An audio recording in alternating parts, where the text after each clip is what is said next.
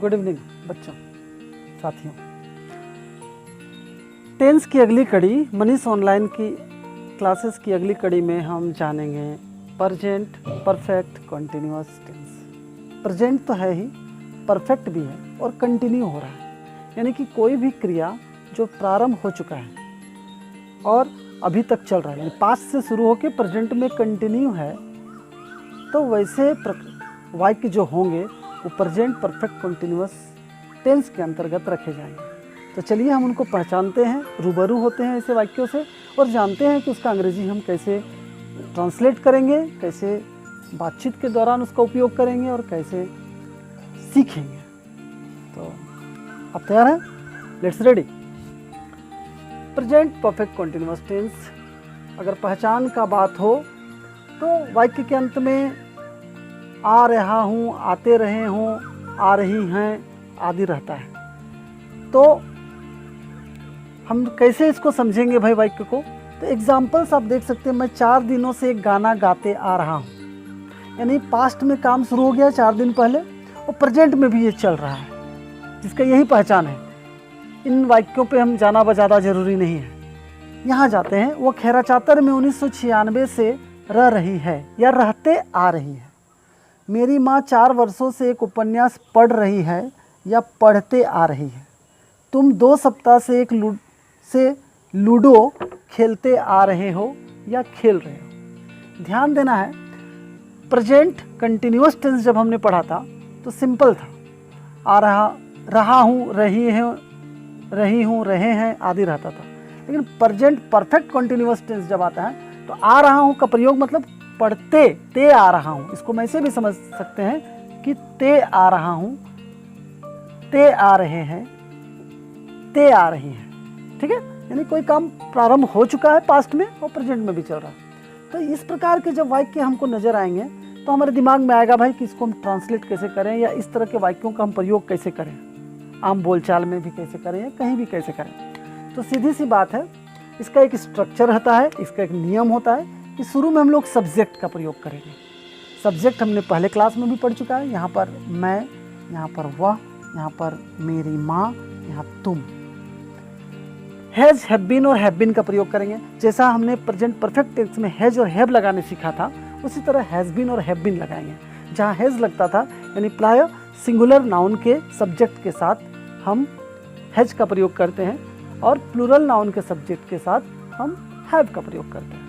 V4 को हम लोग प्रेजेंट पार्टिसिपल फॉर्म भी बोलते हैं, यानी कि जो मूल भर्ब होता है, बेस भर्ब होता है, बेस भर्ब यानी कि जो मूल भर्ब होता है, मूल क्रिया, उसमें हम लोग ING जोड़ देते हैं तो वो बन जाता है V4।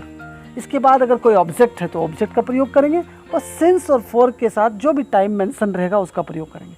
तो सिंस और फॉर को भी थोड़ा सा समझ लें, उसके बाद आगे बढ़ते हैं। सिंस का प्रयोग हम लोग जो करते हैं वो पॉइंट ऑफ टाइम के लिए करते हैं, पॉइंट ऑफ टाइम के लिए करते हैं। और फॉर का प्रयोग जो हम करते हैं एक अमाउंट ऑफ टाइम के लिए करते हैं, अमाउंट ऑफ टाइम, या फिर यूँ समझे हम इसको कि एक पीरियड ऑफ टाइम के लिए करते हैं, पीरियड के लिए करते हैं। तो एक टाइम, पीरियड ऑफ टाइम या अमाउंट ऑफ टाइम के लिए हम लोग इसका प्रयोग करते हैं। अब यहाँ भी मुझे पता है कि मैं तो अपने ऑनलाइन क्लासेस में इन शब्दों का प्रयोग कर रहा हूँ, लेकिन आप समझे नहीं। फिर से मैं बताता हूँ। पॉइंट यानी कि जैसे कि यहाँ 3 बजे से 3 o'clock से कोई भी काम शुरू किया गया है 3 o'clock से, तो ये क्या हो गया भाई? तो ये पॉइंट ऑफ टाइम हो गया।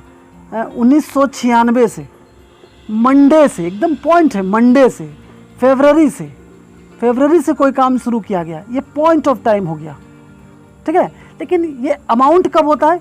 3 घंटे से, 3 घंटा, 1 घंटा, 2 घंटा, 3 घंटा, ये अमाउंट है। 3, 5, 9 घंटे से। 10 सप्ताह से, ये अमाउंट है।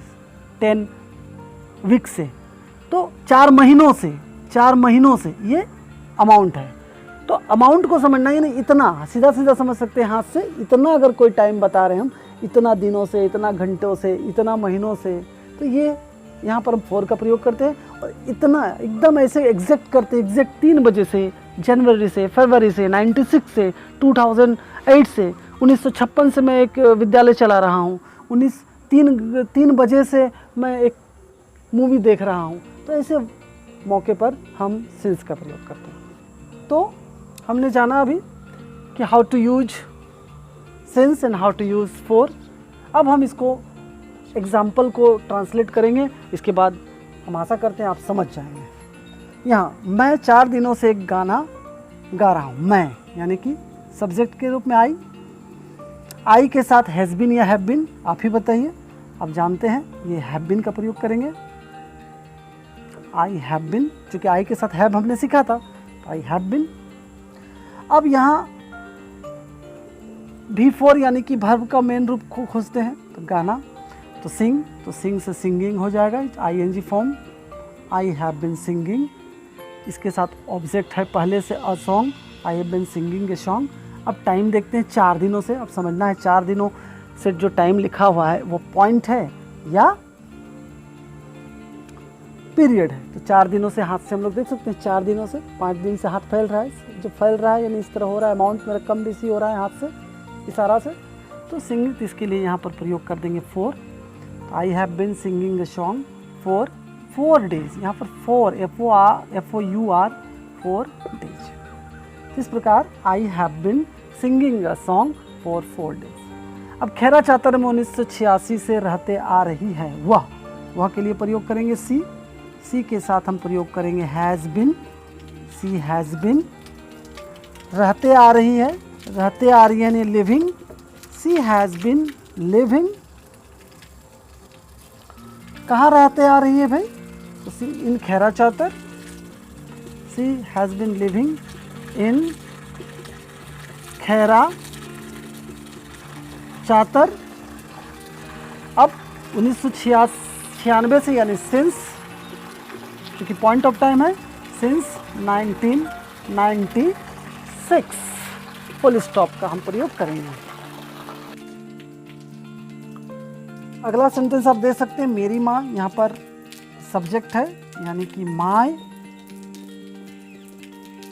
मदर के साथ सिंगुलर नाउन का सब्जेक्ट है।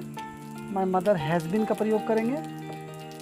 पढ़ रही है यानी कि रीड में ING जोड़ के रीडिंग, एक उपन्यास, नॉवेल।